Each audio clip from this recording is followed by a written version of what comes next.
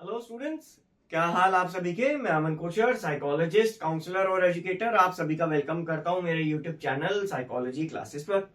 आज हम करने जा रहे हैं दो टॉपिक्स, कंप्लीट कर देंगे इन दो टॉपिक्स को इस शॉर्ट वीडियो लेक्चर में।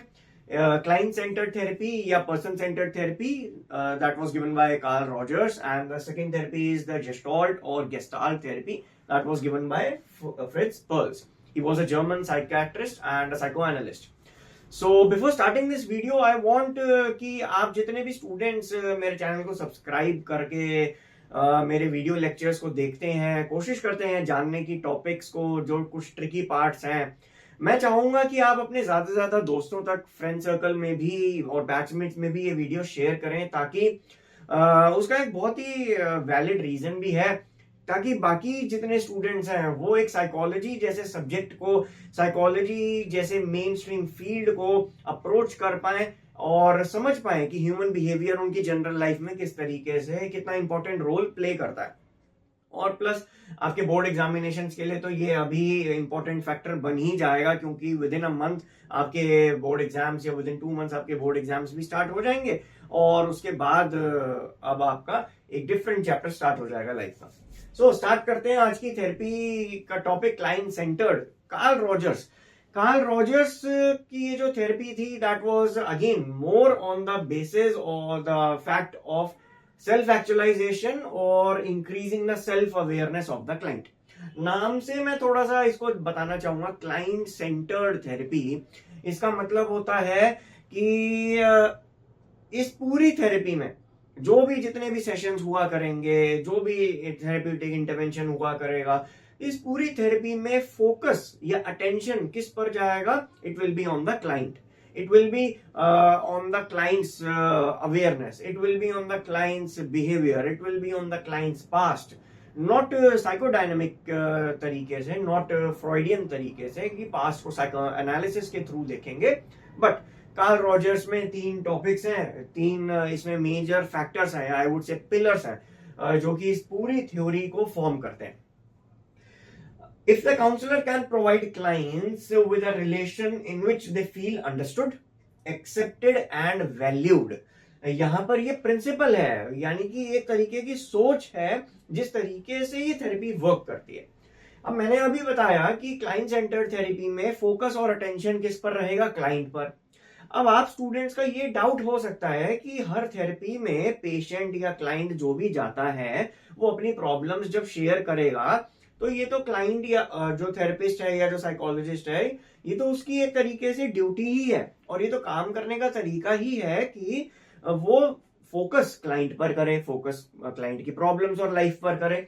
बट यहां पर वो थोड़ा सा डिफरेंस कैसे क्रिएट हो जाता है, वो हम आगे सेकंड और थर्ड पॉइंट में पढ़ेंगे. अगर काउंसलर 3 चीजें करके ऐसा एक रिलेशन बिल्डअप कर सकता है जहां पर क्लाइंट अपने आप को अंडरस्टूड फील करे, एक्सेप्टेड और वैल्यूड फील करे, ऐसा समझा जाए, ऐसा क्लाइंट समझे कि हाँ मेरी बात जो थेरेपिस्ट है या काउंसलर है वो समझ चुके हैं, या मेरी बात को एक्सेप्ट किया जा रहा है, या इनफैक्ट मुझे एक्सेप्ट किया जा रहा है एज अ पर्सनैलिटी.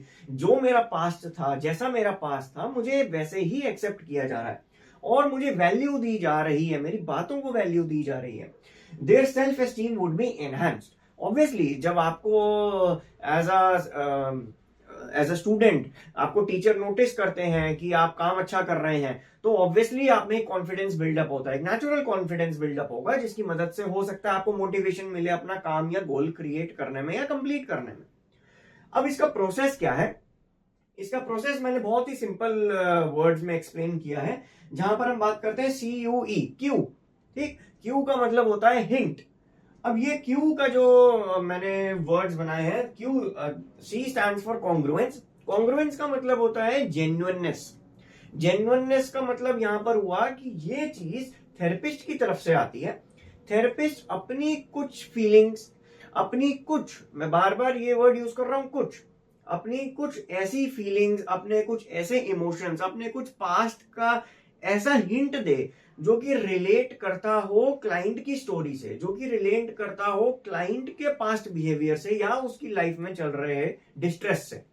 जिस वजह से होगा क्या कि वो एक्सेप्टेड कर लिया जाएगा, उसको एक्सेप्टेंस मिल जाएगी कि हाँ ये थेरेपिस्ट भी इस फेज से गुजर चुका है, ये एक इंसान भी गुजर चुका है, एंड सी हाउ ही और she has handled his emotions और her emotions. Next is unconditional positive regard.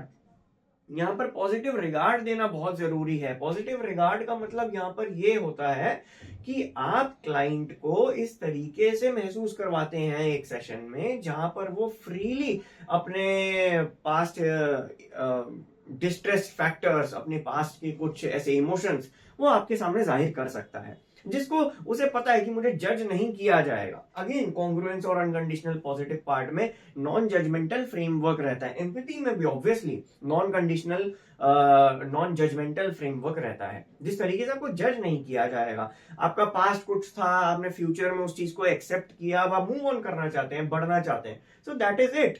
It means कि वहां पर आपके प्रेजेंट मोमेंट को कैच किया जाएगा और उससे आगे एक नया पाथ या नया डायरेक्शन आपको दिया जाएगा।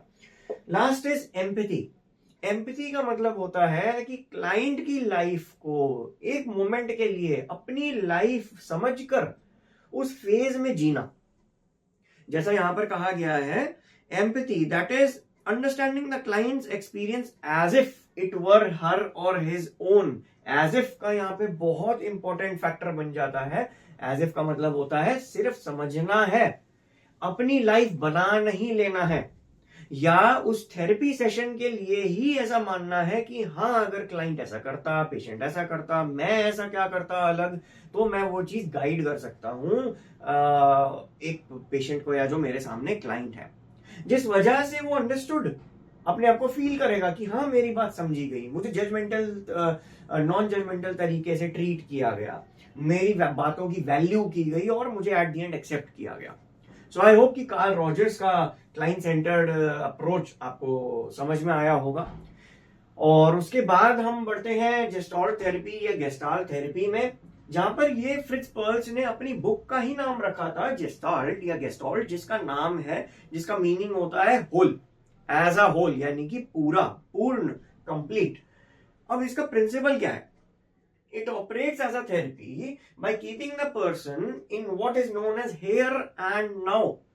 जैसे यहाँ पे as if स्टेटमेंट बहुत इंपॉर्टेंट था, CUE बहुत इंपॉर्टेंट था, ऐसे यहाँ पे here and now बहुत इंपॉर्टेंट है। यहाँ पर आप CUE यानी कि इस प्रोसेस को अपने एग्जामिनेशन से भी लिंक कर सकते हैं, CUET, तो वो चीज भी आपके लिए मुझे लग रहा है कि बहुत बेनिफिशियल होगी कि कार्ल रॉजर्स की थेरेपी अगर बाय चांस क्वेश्चन में आती है तो कार्ल रॉजर्स की थेरेपी के क्या प्रोसेस थे भाई, CUET से T हटा दो, CUE बन गया, तो ये हमारा Q आ गया, कार्ल रॉजर्स का प्रोसेस। ठीक, अब आते हैं हेयर एंड नाउ पे। हेयर एंड नाउ का मतलब है जी आपके प्रेजेंट मोमेंट में थेरेपिस्ट के सामने आपकी प्रेजेंट सिचुएशन में क्या कंडीशंस हैं, क्या वो पास्ट से अफेक्टेड हैं या वो आपके फ्यूचर वरी से रिफ्लेक्ट कर रही हैं आपको, तो इन चीजों को देखा जाता है उस थेरेपी के सेशन में, जहां पर अगेन सेल्फ एक्चुअलाइजेशन और सेल्फ अवेयरनेस पे बहुत ज्यादा फोकस किया जाएगा। इसकी कुछ टेक्निक्स होती हैं, कुछ गोल्स होते हैं। गोल्स क्या है? क्लाइंट की सेल्फ अवेयरनेस बढ़े, क्लाइंट जागरूक बने, अवेयर बने, उसको इंसाइट मिले कि हाँ मैं पास्ट में ऐसा कुछ करता था जिसकी मदद से, या मैंने पास्ट में ये चीजें नहीं करी हैं जिसकी वजह से मैं स्टक हूं, मेरी वो फीलिंग सप्रेस्ड है, मेरी वो फीलिंग रिप्रेस्ड फॉर्म में बार बार आ रही है। उसकी कुछ टेक्निक्स होती हैं, empty chair technique, role playing and confrontation. Empty chair technique क्या होती है बच्चों, मैं आपको ये समझाना चाहूंगा।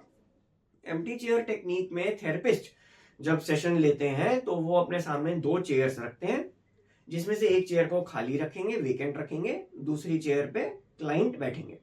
अब उन्हें समझाया जाता है ये प्रोसेस की क्या होता है, गेस्टाल्ट थेरेपी या जेस्टाल्ट थेरेपी में क्या चीजें होती हैं। उसके बाद उस खाली सीट पे ऐसा इमेजिन करवाया जाता है बाय द क्लाइंट कि आपके सामने इस खाली सीट में वो इंसान बैठा है जिससे आप कुछ कहना चाहते थे पास्ट में, जिसकी वजह से आप अभी भी इमोशनली साइकोलॉजिकली सफर कर रहे हैं, थॉट पैटर्न्स में, ओवर थिंकिंग में आप सफर कर रहे हैं बार बार। ठीक, और आप सोचते हैं कि जब मिलेगा तब कहूंगा, जब मिलेगी तब कहूंगा, तो आप उसको एम्प्टी चेयर टेक्निक बता सकते हैं। अब यहां पर कुछ चीजें ऐसी होती हैं जहां पर मोटिवेशन की जरूरत होती है, इंसान में मोटिवेशन नहीं आ रहा है, तो वो उस खाली चेयर में अपने आप को भी रिप्रेजेंट कर सकता है कि हाँ, उस खाली चेयर में मेरी भी एक पर्सनैलिटी है, तो मैं अपने आप को ही कहूंगा। रोल प्लेइंग कंडीशन हमारे पास रहती है जहां पर आप अपने रोल्स को स्विच करते हैं। ये बहुत ज्यादा काम आती है रिलेशनशिप इश्यूज में, जहां पर मैरिज काउंसलर से इस रोल प्लेइंग टेक्निक का बहुत अच्छे से और बहुत प्रोफेशनली यूज करते हैं। जहां पर हस्बैंड वाइफ की लड़ाई हो रही है, हस्बैंड कुछ कहना चाह रहे हैं, वाइफ कुछ कहना चाह रही है, तो उनके रोल्स को स्विच कर दिया जाता है during that therapy session in front of the therapist और द साइकोलॉजिस्ट। अब हस्बैंड जो है वो वाइफ का रोल प्ले कर रही हैं, वहां पर वो समझाएंगे कि किस तरीके से आप बोलते हैं, किस तरीके से आप चीजें कहते हैं। हस्बैंड सेम उसी तरीके से इंटरप्रेट करके अपने भी जवाब देंगे। इस तरीके से होगा क्या कि सामने वाले दोनों लोगों को अपनी अपनी बात समझ में आएगी। एक तरीके से मिरर शो करना ये एक टेक्निक होती है। सो आई होप कि आपको आज की वीडियो अच्छी लगे, पसंद आए। आप लाइक करें, शेयर करें ज्यादा से ज्यादा और सब्सक्राइब करें। नेक्स्ट वीडियो में हम मिलेंगे बायोमेडिकल थेरेपी, जहां पे इलेक्ट्रोकन्वल्सिव थेरेपी ईसीटी का method for curing depression use किया जाता था। आज भी कुछ जगहों पर यूज किया जाता है, but it is quite dangerous, इसलिए उसे अबैंडन कर दिया है। सो आगे पढ़ेंगे नेक्स्ट वीडियो में, एंड मैं नेक्स्ट वीडियो जल्दी से जल्द बनाने की कोशिश करूंगा। सो आई होप कि आपकी वीडियो आपको अच्छी लगे। So thank you so much for watching and keep sharing and keep studying.